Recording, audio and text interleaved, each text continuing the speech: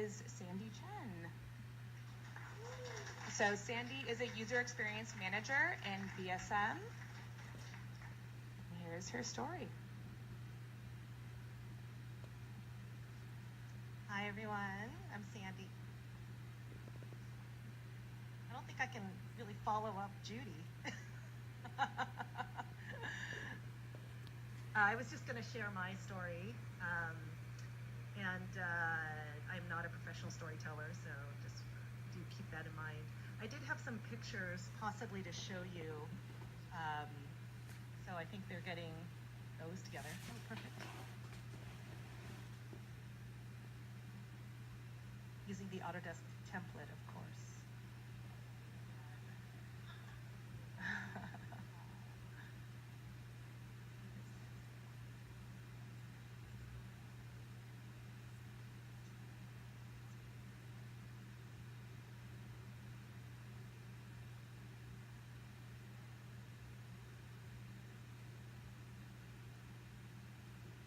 Thanks. So I just wanted to share my story. I actually was born in Vientiane, Laos, which is in Southeast Asia, but I grew up really in San Diego since I was 5. But my family, well, actually, we should start the story like this.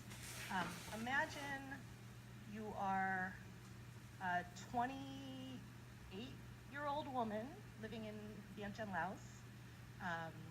You already have 3 kids. You're 5 months pregnant with your 4th kid.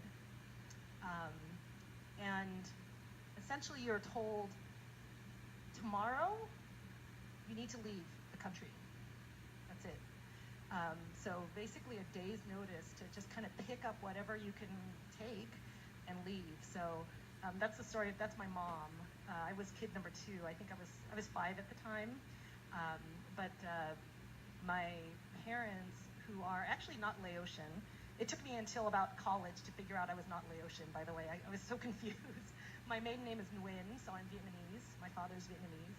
My mother is Thai, but she'll say she's Chinese, because once you're Chinese, you're always Chinese. Even if your grandmother's, lived in Thailand, you're Chinese forever. I think anybody who's Chinese will understand. But they actually happened to both on their own immigrate to Laos. So they were on their own already immigrants.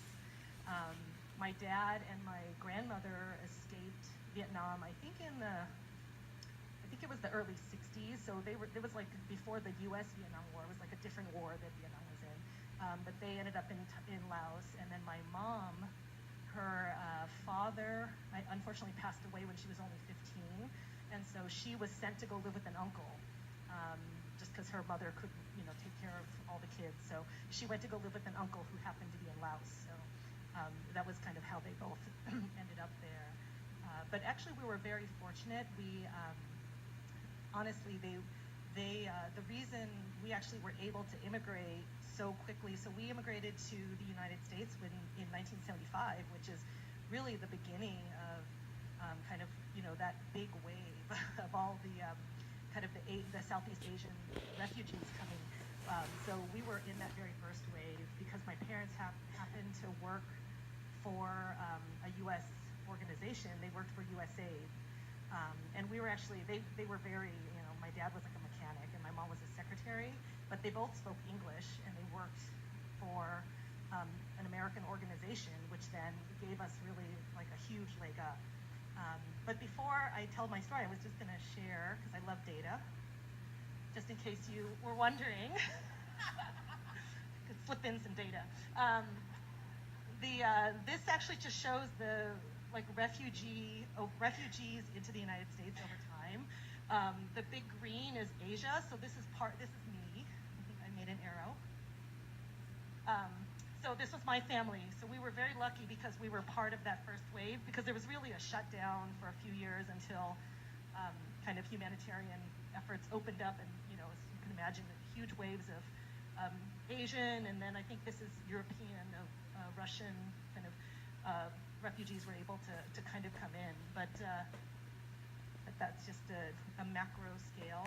And in case anybody is wondering where Laos is, it's the country that's landlocked.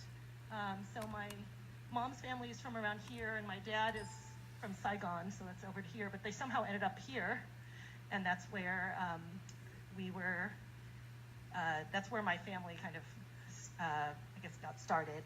So growing up, I always thought it was funny because I had this view of what, because I was 5 when I came, so I really have very few memories of what it's like, but I kind of think about like, oh, you know, I sort of had this in my mind that this is Laos, like elephants and, you know, kids with no shoes and then like living in these huts. But I just wanted to share my, it turns out my parents, I remember my dad actually was saying, you know, he built the house that we lived in, and he was very proud of it. And in fact, we went back, I think in 2002, and actually went to Vientiane and visited the kind of neighborhood where we lived. And my dad still was like, some communist is living in my house. Someday I'm gonna get it back. So this is the house. So it's actually a real house. So I mean, it's kind of funny. But this is my mom in front of a house on a recent trip. But it's actually pretty impressive. But I think one thing that I thought was funny is that he always told us these stories growing up about how there was this massive rock, like this massive rock that took, you know, 20 men to transport to the front of our yard. And he would talk about how we would have like picnics on the rock, and it was so, you know, impressive that we had this huge rock. It was a beautiful landscaping feature, and he was so proud of it. And I remember, I don't think you could see it in here, but I remember seeing it, and it's like the size of 2 chairs. It's really small. It's like, so like in the stories, it kind of gets bigger and bigger. But this is actually a newspaper clipping. It's actually not of my family, but it's actually of a family that's a very close friend of ours. So I just thought it was neat. But it just kind of talks about, it's from 1978. And that's my friend Carol. She's 2 in that picture. She's so cute. So we came in 1978, and we were we were so fortunate. We actually came in a plane. I mean, like you know, we were able to take a plane. And I do remember, and I've seen pictures. I wish I could have found them to share, but we were, I remember we had to go to Guam and the Philippines as, you know, like refugee camps to kind of come along the way. And I think what's really neat is that for my family and my parents, they really took this as a, you know, I can't even imagine how hard it would be, like just being told to just uproot your lives and kind of go. But they really made the most of it. In fact, I remember seeing pictures of when we were in this refugee camp, and they had we met all these friends, and we're still friends with them now, that we all kind of ended up settling in Southern California. And there were like pictures of us playing in the, you know, in the water and the beach. And you just kind of, I think the neat thing is you kind of make of it what you get. You know, you obviously don't get to kind of choose what happens to you, but it's sort of how do you deal with it, and how do you kind of go on. And I just think it's, you know, I just think my parents were so just so strong to basically kind of just uproot their lives. I guess they didn't have a choice, but my mom actually told me she really didn't want to go. And I remember she actually said, you know, she was telling my dad, like, you go, I'll just stay and take my chances with the communists or whatever. But I think, you know, they kind of decided, okay, we all have to stick together and go. I just think about how lucky and how different, you know, my life now has been able to be. I mean, my whole family, we were very lucky. My mom's boss, who was a retired major in the Marine Corps, he and his wife sponsored us, so that's how we ended up in San Diego. But I just remember thinking, like, all these things, Judy, you probably have the same thing, but like, I do have these random little memories about, I think there is this, I feel like it was I had a pretty benevolent, there weren't that many Asians, but more and more came kind of as we were growing up. We actually sponsored a bunch of our kind of communities, so there's probably, you know, aunts and uncles, but 4 or 5 families that kind of settled in our area because we kind of sponsored them over. So I just remember growing up, our Thanksgivings had, you know, 50, 60 people because everyone was here. But I do remember things like being, I mean, in a very nice way, but I just remember thinking, this is such a weird thing to have to tell like a 5-year or a 6-year-old, is the woman of the couple who sponsored us was actually telling us, like, here, when you go to the bathroom, here's how many squares of toilet paper you should use. Because somehow she thought we wouldn't know, like, because you don't use toilet paper in So all these things I just think are it's so funny how, I guess it's true, like you can't assume anything. Let me just share. Oh, I think I was just going to say that, I have a picture of my family, and we were so lucky. Oops, did that work? It did not.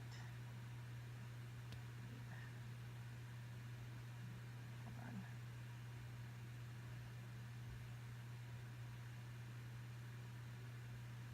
So I have 4 kids, there are 4 kids in my family, so it's my youngest brother who was born in the U.S., myself, my older brother, and my younger sister, and my mom and dad, and my grandmother, who is my dad's mom, she passed away a year and a half ago. She lived to 101. So I will tell you the secret to that. It's because she's an extreme devout Buddhist, and she's been vegetarian for, I think, like 65 years. So I think that was the key to longevity. But it's also good genes, because she has 2 other sisters who are in Vietnam, and they are 98 and 96. So it's pretty good. But I was just going to say, I think one of the things that is just so amazing about fate is that I think about my mom being 28 and having, 3 kids and another on the way. And at that age, most of us I just keep thinking about how different my life is and how different it would have been if we hadn't had come over.